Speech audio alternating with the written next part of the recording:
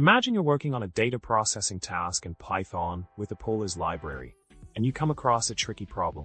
The issue is that Python is automatically parsing values as dates or integers, even though you explicitly want them to be treated as strings. You tried using schema underscore overrides, but to no avail. As a result, you're getting an error related to data type conversion, which is quite frustrating. But fret not.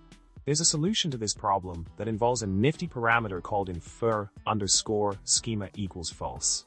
Now, the solution to your problem lies in setting infer underscore schema equals false when reading the CSV file using poolers. By doing this, you're essentially telling poolers not to infer the schema and instead treat all columns as strings unless specified otherwise. This way, you have full control over how the data is interpreted without any unwanted automatic conversions. Pretty neat, right? When you use the code snippet pl read underscore CSV BA B C backslash in 1, 2, 3 backslash in, the data is inferred, and the schema is automatically determined as I64 for all columns. However, by using infer underscore schema equals false like in pl read underscore CSV BA B C backslash in 1, 2, 3 backslash in, infer underscore schema equals false, you ensure that the schema is not inferred and all columns are treated as strings.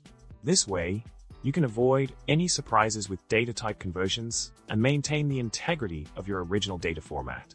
It's a simple yet powerful way to take control of your data processing workflow. In summary, when facing issues with unwanted automatic data type conversions in Python using poolers, remember to set infer underscore schema equals false to ensure that all columns are treated as strings by default. This will give you the flexibility and control you need to handle your data processing tasks effectively. So, go ahead and give it a try in your code to see the difference it makes.